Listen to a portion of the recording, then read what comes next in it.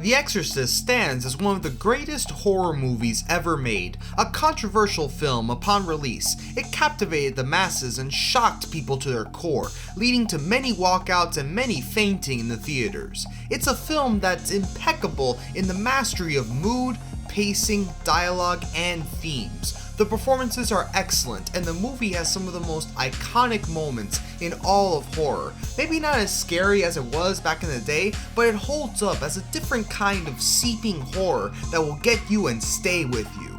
Its legacy can't be touched. Until Exorcist II came out. In total contrast to the original, Exorcist II: The Heretic is a laughably odd movie that totally shits the bed with everything that the first movie built. It's not often where a child actor devolves in their performance, but Linda Blair delivers a really kooky performance in this one that just doesn't work. Cinematically, it's nowhere near that combination of reality and fantasy that the original captured. It goes so out of bounds with Darth Vader and Pazuzu and all that crap. It's just so cheap. After the Exorcist II debacle, it left a bad taste in the mouths of the public, but there was still hope from the creatives of the initial film. Director William Friedkin and writer William Peter Blatty wanted to make a sequel to the original Exorcist film titled Legion. It appears it wasn't about capitalizing off the name of the initial film, given how the name Legion has no correlation with Exorcist, but rather about telling a story adjacent to the Exorcist lore. Legion would be about William Kinderman, the character played by Lee Cobb in the original movie, and the trials he encountered with this entity that called itself Legion. However, after a creative falling out between Friedkin and Blatty, the film went into development hell with no sign of seeing the silver screen. In 1983, however, Blatty went ahead and took the Legion script and wrote it as a novel, turning it into a bestseller with a good amount of buzz. With that success, Blatty, once again, wanted to make a movie version of Legion. Initially, he looked to horror director icon John Carpenter, but there were disagreements. The big thing was that Carpenter wanted a big third-act exorcism like the first film, and really wanted to turn up the intensity with it. Blatty resisted, even though there ended up being an exorcism in the movie, but we'll get to that later, and Carpenter withdrew. After all that, Blatty said f it and went ahead and took direction reins as well, this being the second movie he ever directed after directing the Ninth Configuration in 1980. With the passing of Lee Cobb, Blatty got George C. Scott for the role of Kinderman. Scott, an acclaimed actor known for The Hustler, Dr. Strangelove, and Patton, was in the twilight years of his career. While still working in TV movies and supporting roles, he was far from the heights he had reached in the 60s and 70s. Still, his performance in Exorcist III would go on to be one of his more notable performances, especially in the last leg of his career. Blatty brought back Jason Miller from The Exorcist to reprise his role as Father Karras. Wait, didn't he die in the first movie? We'll get to that, don't worry. Another thing about casting was that, for whatever reason, there were just a ton of cameo appearances. Larry King, Samuel Jackson, Fabio, even Patrick f***ing Ewing showed up. Yeah, the movie takes place in Georgetown, hence Ewing and Coach John Thompson, but what does Larry King have to do with Georgetown? Weird stuff. So, what makes this movie good, or what makes it great? A variety of reasons, but the first is mainly perspective. Coming from a writing background, Blatty approached the material from a different perspective. What makes The Exorcist work is the combination of Friedkin's realistic, almost documentary style, melding with Blatty's clinical, true crime-like feel. Both of them shared that reality attribute, which meant grounding stories in reality, but still having those fantastic elements. Friedkin wanted to have more fun with the fantastical and religious elements, like the final scene in The Exorcist. Blatty stayed away from overdoing it, and instead wanted to present the film as a study. More monologues, more dissecting of the demon and its desires, less set pieces, and oddly, more comedy.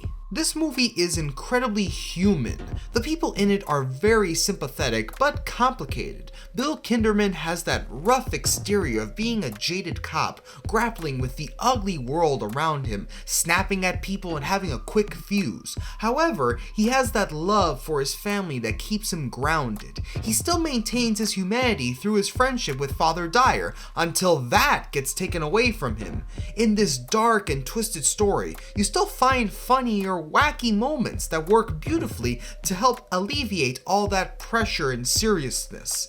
It's that great sarcastic tone that works for George C. Scott, Ed Flanders, not Ned, and a few others. Talking about George, let's get into his performance here. He really eats up the lines here. There's a certain quality to his acting where it feels like he's on the verge of breaking in all sorts of ways. His anger seems so real. He's just so pissed off at the world and the things happening to him. Yet, it's not all one emotion. Scott's able to access different shades of that anger and sadness, and it's genuinely entertaining.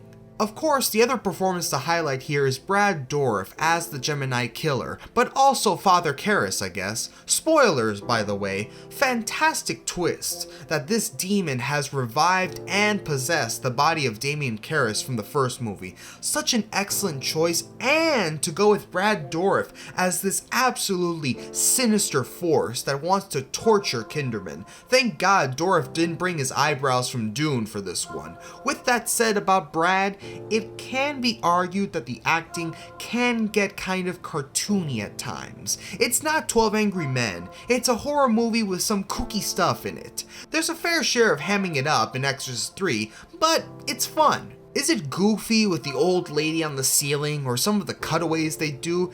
Yeah, but it's still so well grounded and well paced that you forgive the weaker elements. Plus, the movie doesn't give you enough time to see the flaws because this movie goes. Not stupidly fast like The Rise of Skywalker, but Blatty's ability to get the most out of the slow moments while still keeping the movie under 2 hours needs to be studied in film classes. It's not rushing or dragging, yet it still has time for the greatest jump scare of all time. That Darth Maul thing from Insidious or whatever has nothing on The Exorcist III jump scare.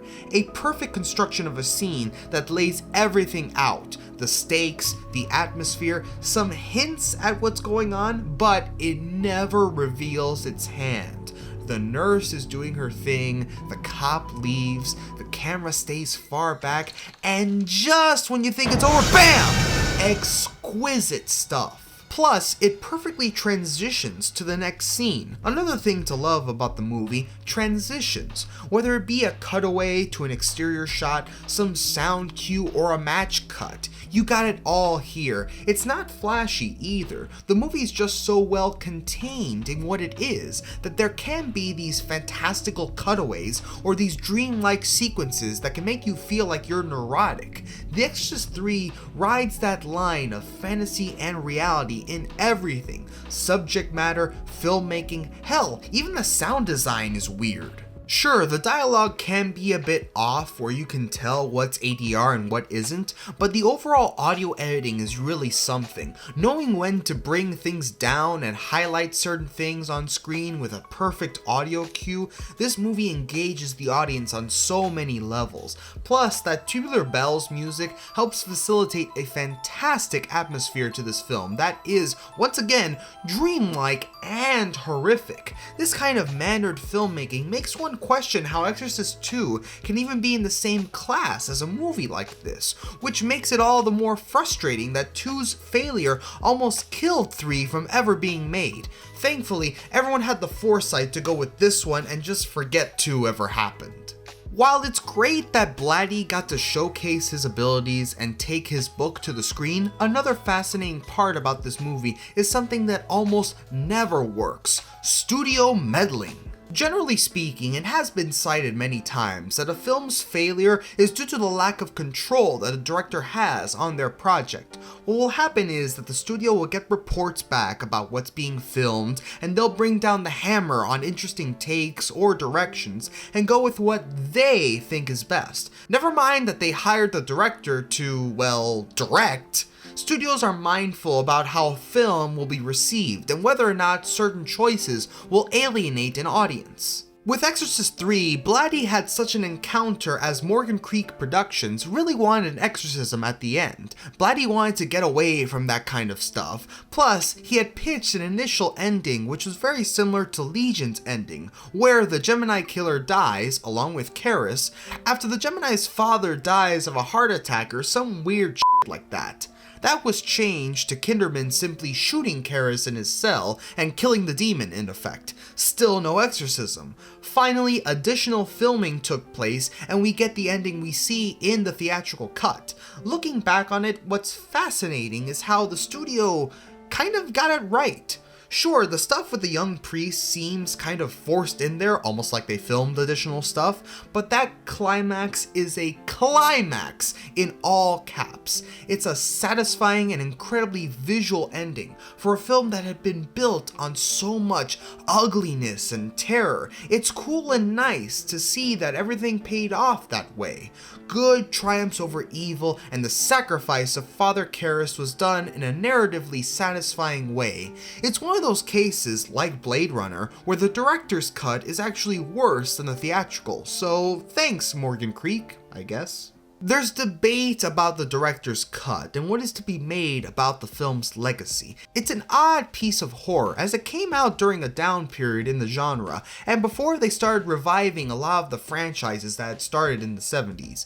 They ended up making a prequel, of course, but that was far removed from what Exorcist III was going for. What will be interesting to see is how Believer takes the Exorcist series. Given how David Gordon Green handled the new Halloween films, it doesn't seem like you'll get that grounded and clinical feel. It'll probably lean in the direction of The Conjuring or some of the other more current horror movies. It's just a shame given the world of avant-garde horror movies and the desire to expand the form that something like Exorcist III is perceived by some as cheap or second-rate. Sure, it'll never be the original, but Exorcist III stands as one of the only movies to attempt to revive a dead franchise and succeed, but only to see that success be watered down in the future. Oh well. Thank you everyone for watching. If you enjoyed this essay format, please like and subscribe and tell us about different movies and subjects that we can cover in this format. Check out some of our other videos as well, including our video about the new Hollywood era of filmmaking. Thanks again and have a great day.